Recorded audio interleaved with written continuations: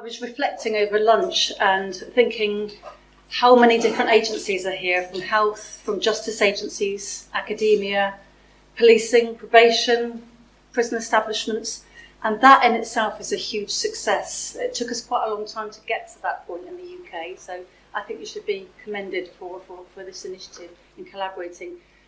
When I think back in the UK, there were prison staff talking to prison staff, police staff talking to police staff, probation is exactly the same. So that connection is really important, and so I think you're well on the road to making some progress. I'm sure you're all full up from lunch, but hopefully not too full up from information from this morning. It was absolutely an amazing morning, and I hope I can do justice to giving you, sorry, no pun intended there, to give you a little insight into the nursing elements of this particular area of practice. Okay, so the RCN, the Royal College of Nursing, is a professional lead for learning disability nursing. When I say learning disability nursing, / intellectual disability nursing, we have lots of debates about terminology, so I don't want to get too caught up in that. But also very minded and respectful of the needs of people with autism and ADHD as well.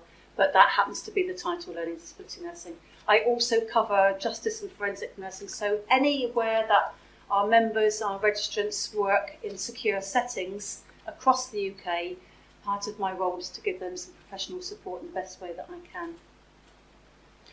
My background, I worked, as John's given you a little bit of my profile and you've got it there, but I worked in prisons for 12 years, which was a baptism of fire, I have to say.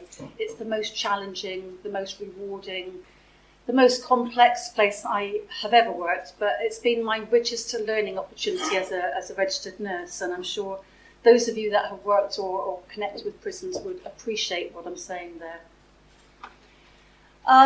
So then and now, when I think back to the 90s when I worked at Winchester Prison down in Hampshire where I live.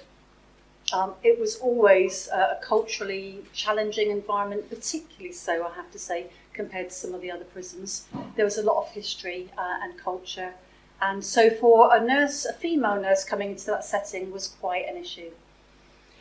It's also been the focus of a documentary on our TV. I don't know whether you've seen some of that, a few nods there. So it's a bit, I'm kind of watching it through gaps in my fingers. It's not an easy watch, I have to say. So how things were for me as a clinician and how they are now. I'm minded to how I practiced as a clinician, but I'm also minded how our clinical staff are working in extremely complex and difficult environments. To tell you a little bit about the role of the Royal College of Nursing, we're a union and a professional body. There can be a tension there. I don't necessarily find it. I work particularly in the professional nursing department, and I'm one of a number of UK leads. We have leads for women's health, for mental health, for children and young people, older adults, emergency care. So essentially anywhere our 450,000 RCN members work, they will hopefully have an affiliation to an area of practice and therefore get support from us as leads. We're the largest nursing union in the world, and as I say, we have 450,000 members. Student nurses, registered nurses, health visitors, associate nurses, and students and midwives. Interestingly, is anybody a nurse in the room? Do we have anybody else? Not at all. Am I the only one? I can say anything about nursing. Okay. We have a number of forums and networks, so positions that RCN members can be appointed to, they're interviewed, they can be appointed and they represent the RCN. So it's not just about me standing and saying, I think X, Y, or Z. It's about utilising the skills and the expertise of our members working in some of these environments and making sure that they're at front of stage when it comes to lobbying and influencing our ministers. Part of our job is to represent members in practice, and our credibility and authenticity comes from that representation utilised. I would typically have a member come and spend some time with me and using their voice, and I'd be very happy to step back and do that. A large part of our responsibility is to respond to people's needs. So of course, it's really centre stage that we look after our members. But if we don't look after our members, they're the ones that are looking after the needs of some of the most vulnerable people in society. Our ambition is to support safe and effective practice. That's one of the baselines, really, in all care settings. One of our big campaigns at the moment is safe staffing in all settings, and that gets me thinking about, okay, so what does safe staffing look like? in a secure environment and in particularly in a prison or police custody. Working collaboratively with other organisations, it's really not optimal to be working just as a Royal College. It's important that we work with other professional bodies and unions. Particularly in the area that I work, I've got really strong relationships with our colleagues in MenCap, the Prison Reform Trust.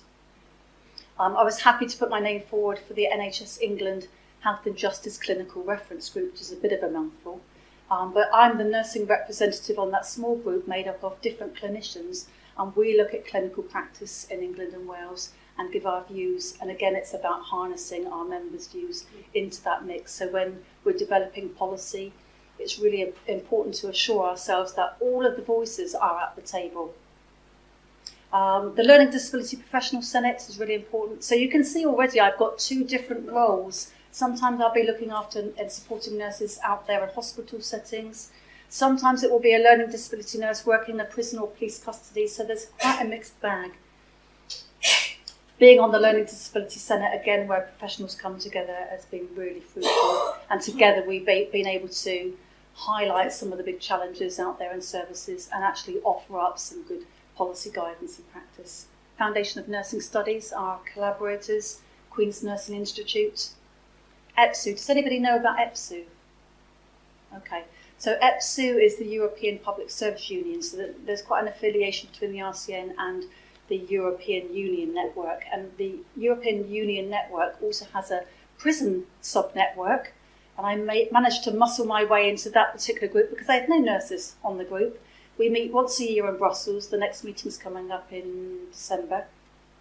And again, it's like-minded unions that have workers in prisons around Europe coming together, sharing good practice, exploring ideas, looking at opportunities, and it's a really rich platform to collaborate with colleagues and actually get a sense of what's going on outside of your own country, because it's quite easy, isn't it, to fix on what you're doing in your own settings. JUPA is the Joint Unions and Prison Association, which I'm going to talk about a little bit more in a minute. Okay, so the background, we all know, and we've already covered some of this morning, people with learning disabilities, autism or ADHD are commonly marginalised within society, commonly receive poor care, highlighted in numerous reports. I'm really depressed about this. I mean, how many years have we been seeing report after report? Death by indifference was a particularly difficult one, report produced by MenCap back in 2007. That focused on hospital care and people dying prematurely, but it's just desperately awful to read. Healthcare All was another report back in 2008, and Sir Jonathan Michael was commissioned by the then Secretary of State for an independent inquiry. Sir Jonathan's a physician by background, and some people said, well, why would he lead a learning disability review? It was a really smart move, actually, but it was about getting people to understand in hospitals how we meet their needs, and that's had some ramifications further down the line.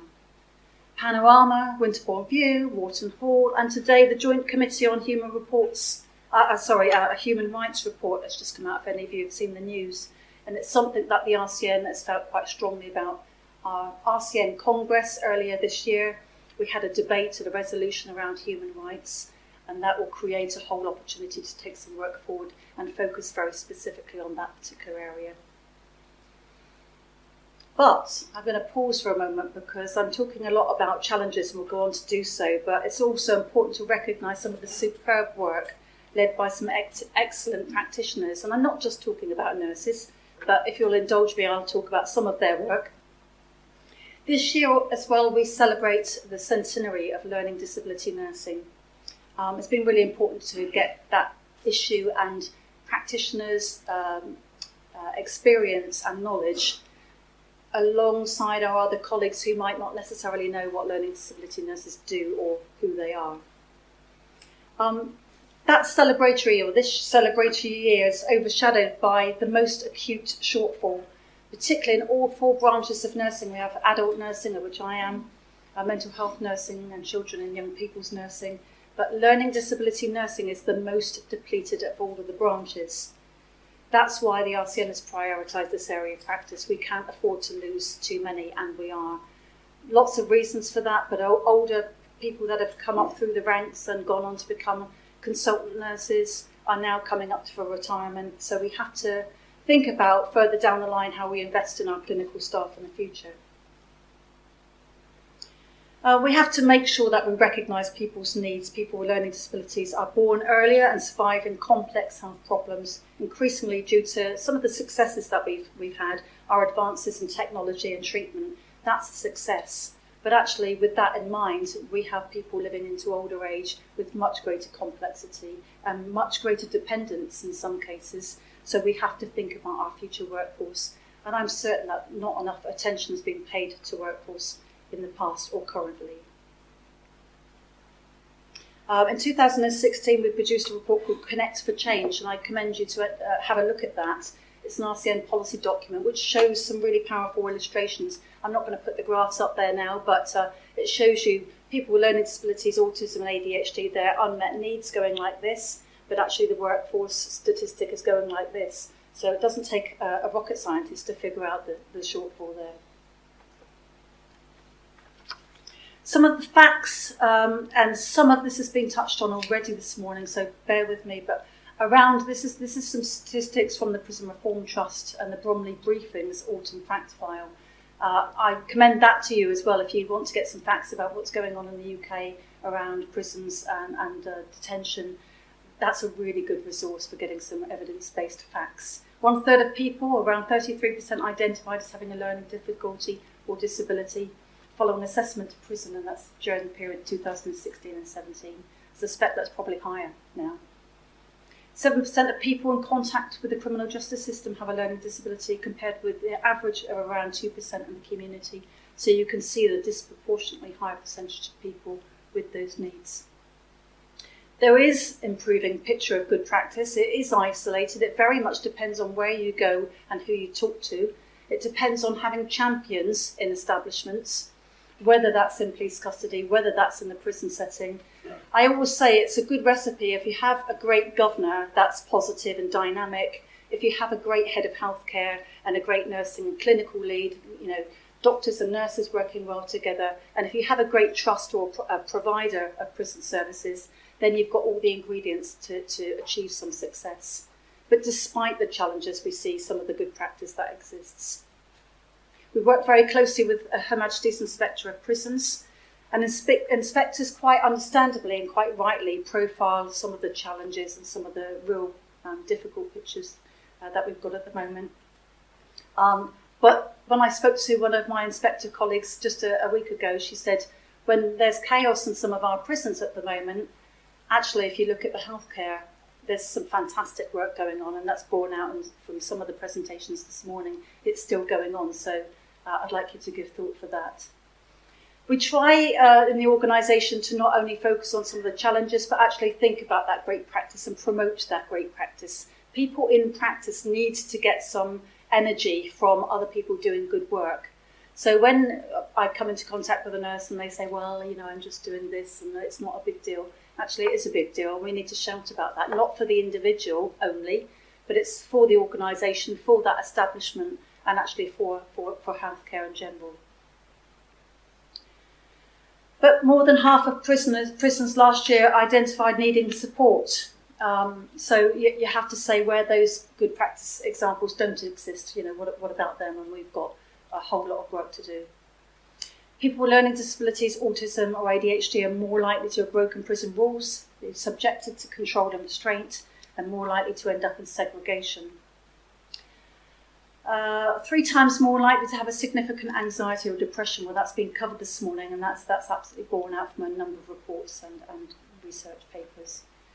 They're more likely to be victimised or bullied, and I want to just stay on that moment for a moment, because that is a real problem. People that have got extra needs in prisons being exploited, particularly with the drug scene at the moment in prisons. Drugs are high currency, they're very tradable. And what better way, if you're a prisoner wanting to get your drugs out there and around, is to involve and, gain the trust of somebody who might have a learning disability or some other health issue to be their go-to person. So we need to be mindful of that as well. So the places of detention and police custody, prisons and police custody settings are challenging environments. I'm sure we all get that, for both staff and those who are held within them. People who have a learning disability will find it especially hard to understand the environment, navigate services and have their health needs met. We've covered that already. Historically, though, that this particular group of people were commonly living in now closed institutions, but it is really sad to see that they're moving typically from one institution to another, and that's a continuation of the inadequate community provision, and that's probably one of the biggest issues I think we face. Supporting people within the community means that increasingly people with learning disability came out into contact with justice agencies as a victim or a perpetrator of crime, and equally both groups have unmet needs. So how people present. They often present in the community with challenging behaviour perhaps, unacceptable activity going on, somebody spots something in the street, inappropriate perhaps sexual behaviour, an assault, aggression, somebody behaving oddly is often called to the police. The police intercept, but they accept they often don't know or have the skills to respond for the best outcome. Now, I want to say here and now, the police, I think, do a really fantastic job, and it's a difficult job. But from police colleagues that I've spoken to, they will shrug their shoulders and say, we're not healthcare professionals. So we have to accept that we have to help one another. They've historically not known how to connect effectively with health services, or one of the biggest challenges is finding an acute bed for somebody, and that's still a real challenge in the UK, and I'm sure it's probably a challenge here too. So the options are therefore limited. Detention and a journey through our justice pathway to court and often prison. And it was mentioned earlier, but one of the publications on the table there is between Prison Reform Trust and Rethink on guidance for mental health and learning disability in our criminal courts. There is a lot of good work around helping to support our staff in the courts and provide education and resources. So it's good to see that that's happening. It's starting, not quickly enough, but we're getting there. I'm quite concerned with what happens at the front door. So before somebody actually gets into police custody, Lord Keith Bradley produced a report back in 2009, a review of people with mental health problems. And at the time, I remember saying, what about people with learning disabilities and other conditions? I think there was a suggestion it might be just a focus on mental health, but absolutely not in the end.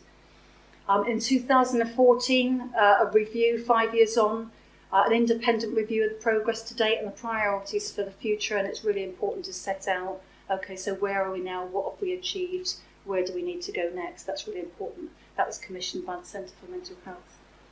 A focus then on prevention and early intervention, something that's close to my heart and a lot of others I know. A focus on police custody, and I'm going to talk a little bit about what's happening at the moment, and on courts and education. Prisons, there's been a lot of stuff going on in the prisons, and there needs to continue with that work, but actually resettlement is a big area that has not nearly been addressed enough. NHS England recently discussed work and investment called Reconnect, and I'm quite excited about, okay, so how do we support people when they get kicked out of the prison gates?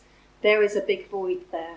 And I think where we don't have services to provide for people with complex needs, they're going to fail and they're going to come back in that treadmill and back into the criminal justice pathway. So maybe we all need to think about what the provision should look like, and maybe it's about creating something new, something different, and it's within our gift to collectively think about what that might be.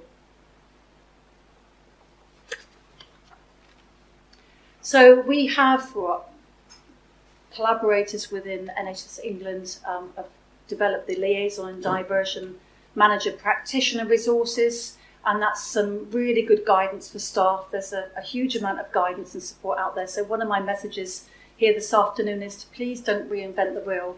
Where good stuff exists, use it. You haven't got to start from the absolute beginning. There's some incredible materials out there. Those resources cover some of the key facts about liaison and diversion and what that looks like, understanding people's needs, offering support and actions and activities that you might want to consider to re-engage with people. Other presenters have talked about identification, screening and assessment, which is critically important. What reasonable adjustments look like, because actually, certainly from my acute hospital perspective and primary care, people say, oh, well, reasonable adjustments, that's about putting a handrail near the surgery door, and that's it, we've completed our responsibility. It's actually much, much more than that, as I'm sure you'll appreciate. But actually giving some descriptors about what good reasonable adjustment looks like is important. Communication, there are lots of case studies in there highlighting good practice, which is a good go-to place. A checklist for people to have the confidence to go through and make sure they're following some appropriate steps. And making sure you're not working in isolation, thinking about your community partners and stakeholders, and then an extra find out more section. So I recommend that to you. So the fairly new model now, there was a huge investment by the government a while ago, 75 million on liaison and diversion for police custody in courts. That came from Lord Bradley's review and recommendations. A sound evidence base, it's the right thing to do, and that early intervention is critical. I literally scratch my head and think, why didn't we do this before? I can't believe that we hadn't paid more attention to this. Having nursing and other clinical staff working closely with the police, but we do need it. There was an emphasis on having general nurses and mental health nurses. Same conversation in prisons, actually, when I worked in a prison. And there was no real regard for what about learning disability nurses as a really fantastic resource and expertise. So we've had to educate some of our colleagues about their skill set, and that's why we're on that mission. We do need more learning disability nurses, or at least we need that level of expertise. So what we want to do is make sure we upskill all clinicians to have a reasonable understanding of meeting people's complex needs. But when things are very complex and challenging, then it's about how do you signpost and make sure you get specialist advice and guidance.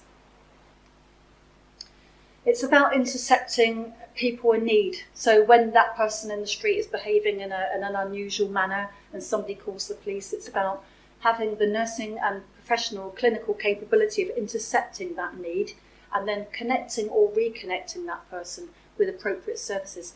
I'm not saying that nobody should go down the prison route because it's appropriate for some, obviously, but actually there are other community services. There needs to be other options in place for people, and sometimes it's just about getting somebody back on track with their medication, connecting again with some therapeutic interventions to avoid that journey into prisons. Being in prison is an expensive business, so there are better ways of doing some of this. Linking again with community teams, I get an awful lot of calls at the RCN to say, do you know if there's a consultant learning disability nurse in this particular area? I work at this prison and I don't feel like we've got any connections. So part of my job is to try and help connect people together. So assessing the right course of action with the custody sergeant, it's really important to work along with the custody sergeant, because it's not about, well, it's your responsibility over to you, or no, it's his responsibility. And it's about working together in partnership, and that's the only way we can make progress. Collaboration is key. Great practice is evident. It's good for policing, it's good for nursing, positive outcomes. I'm really heartened when I see on the news or in the papers some good collaboration, and the police talking about good nursing care and nursing staff saying we're working really well with the officers in the prison and so on and so forth. So that's when I think we're really making some good strides. So in England and Wales, we've almost got to the point of full coverage across all of England and Wales. We had pilots and test sites and models being developed and different ways of working in different areas. We didn't want to be too prescriptive about saying you will do it this way and only this way. So there was a lot of creativity, and we didn't want to stifle that. There was to have been an event with Lord Bradley in London end of this month, but I've heard that's just been postponed because of PERDA, difficult situations politically, obviously, as everybody knows. So that puts a halt to some of the activity that we've been working on. People referred to learning liaison and diversion services have reported that they value the support. There's been some analysis, and looking at outcomes has been really important to make sure that actually we're going on the right track. But people are reporting positively about some of those engagements. and it will take time to get more evidence in terms of reinforcing some of those messages. But significant progress has been made. I suppose this really began even before Lord Bradley's report. The Prison Reform Trust and the National Federation of Women's Institute formed a Care Not Custody coalition. The RCM were really keen to be major stakeholders in that work, and that came from one Women's Institute member at their congress talking about her son who died in prison. It was because of an enduring mental health problem, a very, very sad story. It's something that gets me quite emotional when I think about it, when I hear that mother talk about her son. But that generated a whole swell of activity. The Women's Institute are quite a powerful organisation. So collaborating with other stakeholders has generated such a lot of interest. And now there are 37 allied professional groups, including us as the RCN, representing around 2 million people across health and social care. And we're collectively lobbying to say these are the things that we need to address and change. And people are listening to us. Not always, but mostly. Just to mention as well, our colleagues in Wales in 2013, the Welsh Assembly Government published a policy guidance document on criminal justice liaison services. In 2016, a survey found some good practice, again, pockets of good practice, dependent on good people and leaders and innovators, but not universally across the piece. Service improvements are being taken forward as a part of the Welsh Government's delivery plan for Together for Mental Health, but we need to keep their attention on it's not just about mental health, as we will all know. So lots that's been developed. I'm not going to go through the whole list. I just highlighted a few things. As I say, there are some resources, some fabulous guidance documents, templates, protocols, things that aid practice and things that enhance practice. None of them are intended to be absolutely prescriptive, but they are really useful. Books Beyond Words. Professor Baroness Sheila Hollands has done some sterling work around Books Beyond Words, and I know has focused quite keenly on what happens for somebody when they come into contact with police and in prisons, and I commend that to you. And there's more. Claire made reference to the network earlier, so just about a year or so ago, maybe 18 months, recently a new online platform for learning disability practitioners. That's not just nursing staff, but social care staff, psychology staff, and it's fabulous to have a collaborative where you can share resources around liaison and diversion. There is an opportunity to meet up face-to-face occasionally. That's really valuable.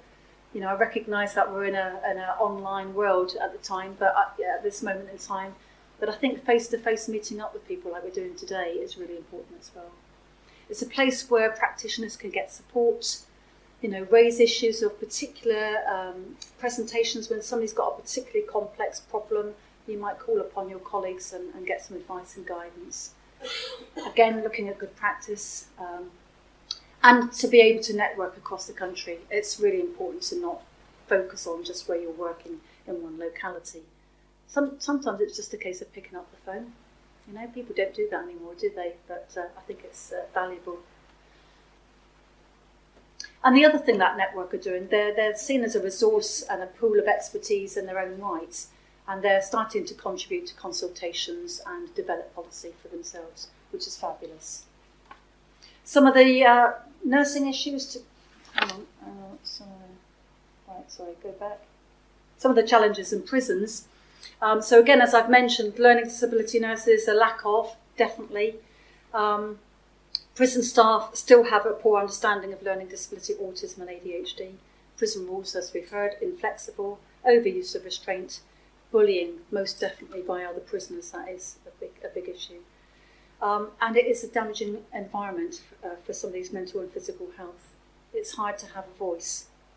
Limited therapy choices and limited emotional support, and not everywhere has the adaptive programmes that we need. There's a report taken from Beyond the High Fence, NHS England and Pathway Associates in February 2019, where they talk a lot about substance misuse, prison riots. You'll have seen on the news some of the huge difficulties that we're facing in our prisons at the moment. So some nursing issues to consider then. RCN Congress in 2018 debated prison nursing. There was a lot of media attention at the time. That was born out of the fact that clinicians were, low in morale and their working conditions. Different systems of commissioning, mixed provider economy, private prisons, different trusts. It's all a bit of a difficult picture. The safety of our staff is paramount, recruitment and retention is paramount, and the impact of psychoactive substances, which a lot of our members have been talking about. We've had nurses assaulted. We've had one nurse cardioverted in the back of an ambulance, which she's quite happy for me to share. But we've got some serious problems going on. I have to speak about the reality as well and not hide it under the carpet. Increasing violence. If I was a clinician in our prisons now, I think I would feel quite a lot different. I was fortunate enough to never have been assaulted. I'd like to think that was the way I approached situations, but I'm not so naive to know that the complexity of the environment at this time is different than, say, 10 years ago. So after our Congress debate and the media attention that we had UCU, the University and College Unions, so educationalists and teachers in prisons coming, knocked on our door at the RCN and said, do you know what? And us too. We're concerned about this. We're very concerned about our teaching staff. And then the BMA came along and said, do you know what? And us too. We're concerned about the welfare and the support that our doctors need. PCS, some of the other employees in the prisons, the probation officers, the GMB, Unite, and even the POA. And sometimes we haven't always seen eye to eye with the POA, but it's fantastic when we do collaborate.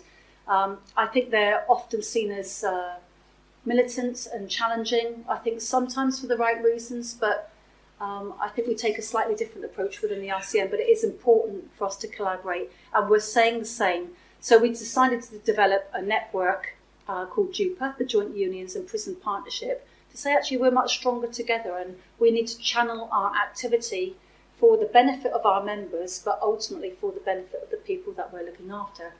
We produced a press release in June after Congress called Safe Inside. That's what we all want to be as clinicians. That's what people on the receiving end need to be. We surveyed our members, all of those members from all those different unions. It was quite a big feat. But actually we extracted from that survey, so what a nurse is saying and what a prison officer is saying. Again, you can find that survey report on the link that I've got on the webpage there. So you could say we all sat around the table. It was very cathartic. It was a bit like therapy, really, thinking about trying to get it all out there, what we're facing. And what we're calling for is to tackle violence against staff. That's a given. That's an absolute. We need to think about how we prevent exposure of psychoactive substances, which is so skyrocketed recently. We need to think absolutely about adequate health and safety systems in place, which are not currently universally in place. We need to think about adequate consultation on risk assessments and safety systems, which don't necessarily have all the clinicians at the table. We need to think about our RCN campaign and how this fits in with safe staffing levels. What does safe staffing look like in such a complex environment? We've already lobbied MPs in Westminster. We've held a parliamentary event highlighting some of these issues.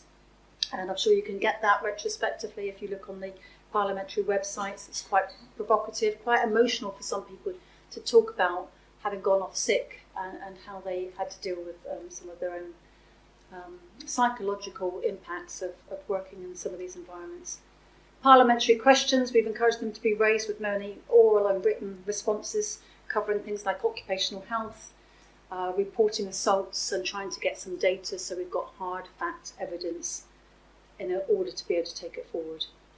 And we've had calls where we're calling for a meeting with the Justice Minister. Again, we're kind of time out at the moment with the political situation, but we're waiting for the perfect moment and then we'll do that. We've already met with Her Majesty's Prisons and Probation's lead, Dr. Jo Farrer, and she couldn't disagree with some of the things that we've been saying. But I think we've got a shared desire to make it better for staff and for people in prison. So some of the current activity, NHS England Liaison, Learning Disability and Autism, are to feature in the Prison Health Primary Care National Service Specification. That's an addition, so actually we need those clinicians, we need our members, we need the NHS England Clinical Reference Group to make sure that we've got the experts around the table to say what should that look like, what should go in that National Service Specification, and how do we make sure we hold people to account in delivering it. There's a current discussion, and it is just a discussion around learning disability and autism champion roles. So, what would a champion role in an area or a locality, what would that look like? And again, I go back to, well, we need to think about our workforce and what we've got. So that's still up for grabs. There's a suggestion that there's a new education contract that stipulates that all education providers must screen all prisoners for a learning disability. Training for prison staff is already, we're on the road to that, through that journey, which is really positive. Improvements with links between prisons and learning disability community service, critical, and that's something that is starting to show benefits. The LDSQ piloted and selectively implemented around the country the screening questionnaires. Care pathways developed for local adaptation. Again, we don't want to be prescriptive.